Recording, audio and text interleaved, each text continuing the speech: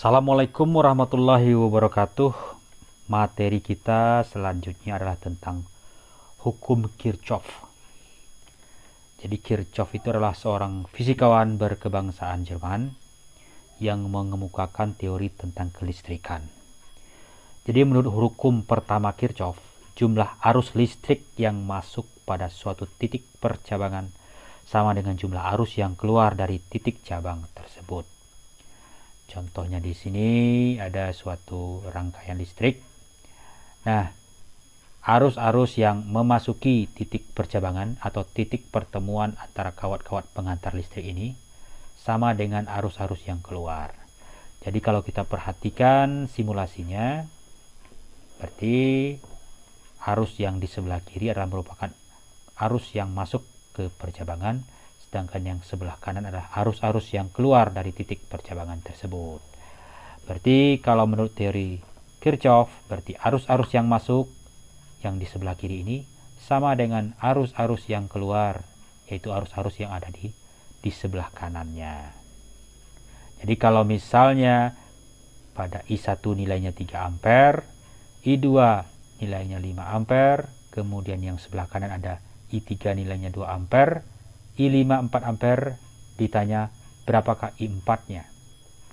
Jadi kita tinggal menggunakan hukum Kirchhoff yang pertama tadi, arus yang masuk sama dengan arus yang keluar. Berarti arus yang sebelah kiri ini sama dengan arus yang sebelah kanan. Jadi I1 ditambah I2 di sebelah kiri sama dengan I3 tambah I4 tambah I5 yang sebelah kanan. Nah, itu untuk menentukan berapa kuat arus yang tidak diketahui ini. Jadi I1, I2 merupakan arus masuk, sama dengan I3, I4, I5 adalah arus yang keluar.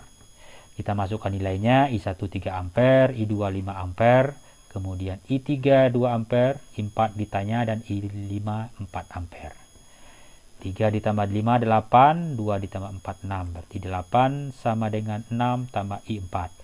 Jadi kalau kita ingin menentukan I4, berarti sama dengan 8 kurang 6, berarti hasilnya adalah 2 ampere. Cukup sederhana caranya, karena ini merupakan hukum 1 Kirchhoff. Jadi caranya tinggal menyamakan antara arus yang masuk dengan arus-arus yang keluar dari titik percabangan. Kita ambil contoh lain di sini. Ditanya berapakah kuat arus yang ada pada I2. Jadi I2 ini berapa? Nah, di sini yang perlu kita perhatikan, karena hukum menurut Kirchhoff, arus yang masuk sama dengan arus yang keluar, harus kita perhatikan manakah arus yang masuk, mana arus yang keluar. Tidak selamanya arus yang masuk itu di sebelah kiri, yang keluar sebelah kanan. Kita perhatikan tanda panahnya. Tanda panah yang masuk menuju ke titik percabangan ini berarti arus yang masuk. Tanda panah yang keluar berarti arus yang keluar. I1 tanda panahnya masuk ke percabangan. I3 keluar. I4 juga masuk. I5 juga masuk. Sedangkan I2 keluar. Berarti bisa kita tulis di sini yang masuk adalah I1, I4 dan I5, sedangkan yang keluar adalah I2 dan I3. Berarti untuk hukum Kirchhoff-nya menjadi I1 ditambah I4 ditambah I5 sama dengan I2 ditambah I3. Jadi tinggal kita masukkan nilainya, I1 10, I4 2 dan I5 5 sama dengan I2 yang ditanya ditambah I3 8. Jadi 10 tambah 2 tambah 5 berarti 17 sama dengan I2 tambah 8. Berarti kalau ingin menentukan I2 berarti 17 dikurang 8 sama dengan 8 ampere. Nah, itu contoh lainnya. Nah, ini contoh selanjutnya. Ditanya berapa kuat arus pada I2. Ini ada 2 buah rangkaian. Ada rangkaian tapi ada percabangan di tengahnya. Berapa kuat arus I2 ini? Jadi caranya sama. Kita harus menentukan mana arus yang masuk ke percabangannya, mana yang keluar. Tentu kita harus tentukan dulu mana titik cabangnya, biar kita tidak bingung. Jadi titik cabangnya itu ya pertemuan dari penghantar-penghantar kawatnya. Berarti bisa kita anggap di sini titik cabangnya. Boleh nggak di bawahnya? Boleh juga. Jadi kita anggap aja di atas ini titik cabangnya. Yang warna kuning itu adalah titik cabangnya. Jadi kalau sudah kita tentukan titik cabangnya, kita tahu mana arus yang masuk, mana arus yang keluar. Berarti bisa kita tetapkan bahwa I1 ini keluar dari cabangnya, I2 masuk, sedangkan I3 juga masuk. Berarti yang masuk I2 dan I3, sedangkan yang keluar adalah I1. Berarti hukum Kirchhoff-nya menjadi arus yang masuk adalah I2 ditambah I3 sama dengan arus yang keluar yaitu I1.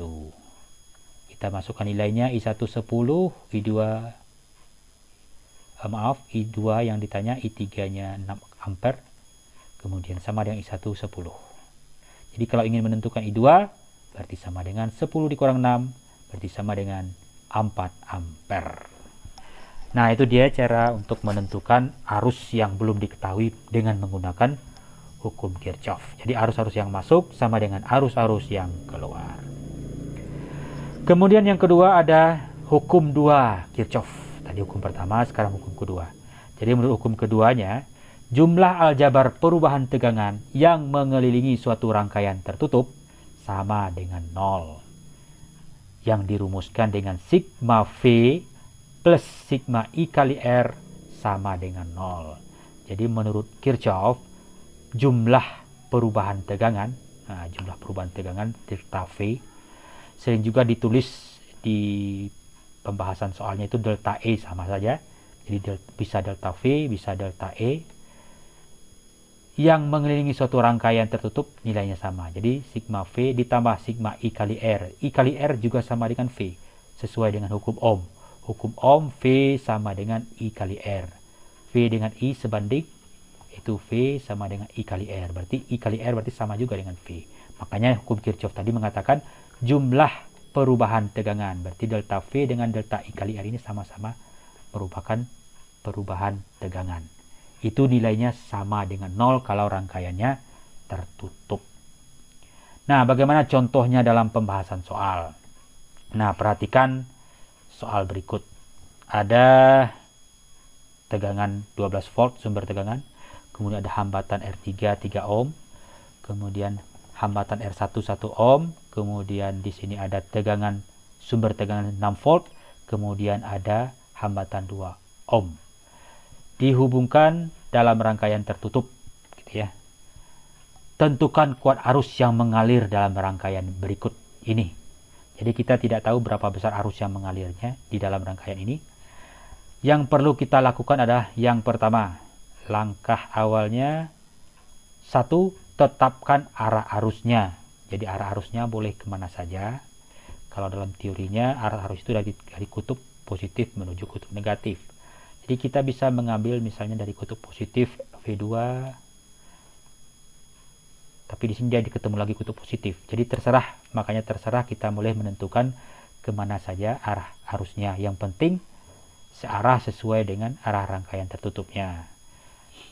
Jadi kita contohkan di sini arah arusnya itu A, B, C, D, A. Jadi dari titik A ke titik B, terus ke titik C, ke titik D, kemudian ke titik A yang ditandai dengan tanda panah biru ini. Ini arah arusnya. Jadi A ke B, B ke C, C ke D, D ke A. Asal jangan dibalik ya. A ke B kemudian C ke D. Berarti itu tidak searah namanya. Dia harus searah sesuai dengan rangkaian tertutupnya. Jadi kita misalkan arah arusnya A, B, C, D, A. Kemudian yang kedua, langkahnya adalah tetapkan arah loopnya, arah putarannya. Kita tetapkan sendiri, boleh. Apakah searah jarum jam atau berlawanan jarum jam. Kita ambil contoh di sini, arah loopnya itu sama dengan arah arusnya, yaitu A, B, C, D, A. Nah ini arah loopnya, berarti searah jarum jam dan searah juga dengan arah arusnya. Jadi arah loop itu arah putarannya nanti kalau kita ingin menganalisa hukum Kirchhoff-nya. Langkah ketiga, masukkan kebersamaan hukum 2 Kirchhoff yang tadi kita tulis, sigma V plus sigma I kali R sama dengan 0. Nah ini rumus hukum Kirchhoff-nya, sigma V tambah sigma I kali R sama dengan 0. Kita aplikasikan ke dalam rangkaian ini. Apa maksudnya? Ada aturannya di sini. Ada aturannya bagaimana kita menggunakan hukum 2 Kirchhoff ini. Yang pertama, jika arah loop bertemu dengan kutub negatif terlebih dahulu pada sumber tegangan, maka sumber tegangan tersebut diberi tanda negatif. Jadi, Jika ketemu dengan kutub negatif terlebih dahulu, maka diberi tanda negatif. Apa maksudnya? Kita misalkan kita ambil dia mulai dari titik A ini ya. Nah, ini dia. Ternyata arah loopnya ini bertemu dengan kutub negatif dari sumber tegangan. Jadi aturannya kalau ketemu dengan kutub negatif, maka V2 ini dikasih tanda negatif. Jadi karena dia ketemu kutub negatif duluan, ya kan, yang pendek ini kan kutub negatif, yang panjang kutub positif. Jadi loop ini bertemu dengan kutub negatif terlebih dahulu, maka V-nya dikasih tanda negatif. Berarti V2-nya kita kasih tanda negatif. Itulah sigma V-nya. Karena V-nya banyak, di sini ada V2, ada V1. Kemudian selanjutnya, jika arah loop searah dengan arah arus, maka I kali R diberi tanda positif. Jadi karena I kali R tadi kan sama dengan V. Jadi setiap bertemu dengan R hambatan, maka ada arus yang mengalir di situ. Maka kita perhitungkan nilai tegangannya. Jadi loopnya kita terus jalankan. Nah, ketemulah dia dengan hambatan R3. Jadi dalam hambatan R3 ini mengalir arus. Jadi menurut aturannya, jika arah loop searah dengan arah arus, maka I kali R tadi diberi tanda positif. Karena I kali R kan sama dengan V. Jadi karena dia arah loop sama dengan arah arusnya, berarti IR3-nya bernilai positif. Jadi kita tulis lagi plus IR3. Jadi nilainya positif. Kemudian kita lanjutkan arah loopnya. Nah, kita lanjutkan terus ke atas. Nah, ketemu R1.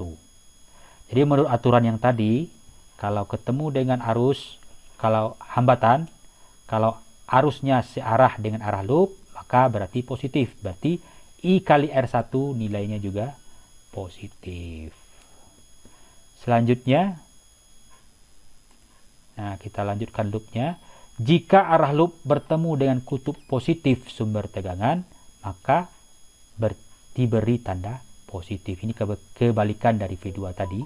Jadi kalau loopnya nanti ketemu dengan kutub positif lebih dahulu, berarti V1-nya ini kita kasih tanda positif. Berarti V1 nilainya positif.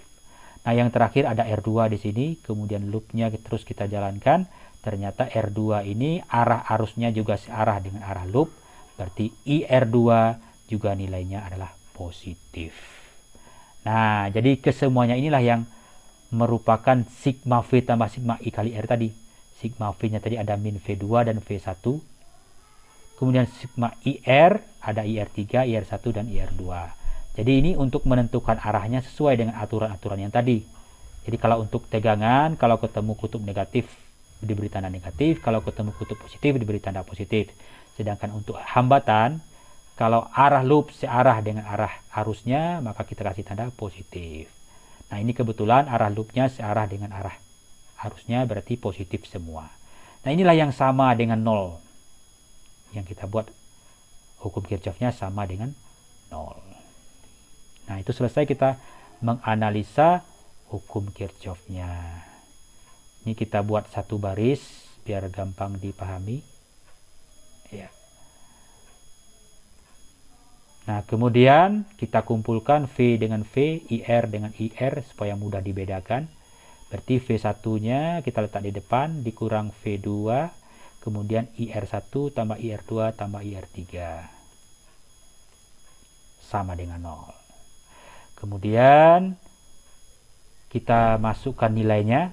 Berapa nilainya tadi? V1 nilainya 6 volt, V2 12 volt. V1 6 volt, V2 12. Kemudian IR1, R1 nilainya 1 ohm, R2 2 ohm, R3 3 ohm. Berarti I kali 1 tambah I kali 2 tambah I kali 3. Karena hambatannya 1, 2, dan 3. Sama dengan 0. Kemudian kita jumlahkan. 6 dikurang 12 berarti min 6. 1I tambah 2I tambah 3I berarti 1 tambah 2 tambah 3. 6I. Berarti min 6 ditambah 6I sama dengan 0. Kita pindah ruaskan 6-nya ini min 6 menjadi positif 6. Berarti 6I sama dengan 6. Berarti kalau ingin menentukan I sama dengan 6 per 6 sama dengan 1 ampere. Nah, itu caranya untuk menganalisa hukum Kirchhoff. Bagaimana kita menentukan kuat arus yang belum diketahui dalam satu rangkaian tertutup dengan menggunakan hukum kedua Kirchhoff. Semoga bisa dipahami. Kemudian di classroom-nya silakan dikerjakan tugas yang ini. Ini tugas pertama, tentukan kuat arus I2. Berapa kuat arus I2-nya yang melewati titik percabangan ini. Kemudian yang kedua, tentukan kuat arus dalam rangkaian tertutup berikut. Jadi kerjakan di buku latihan, kemudian di foto dan diupload di classroom-nya. Jangan lupa tulis nama kelas dan tanda tangan di bagian atasnya. Terima kasih, semoga bisa dipahami.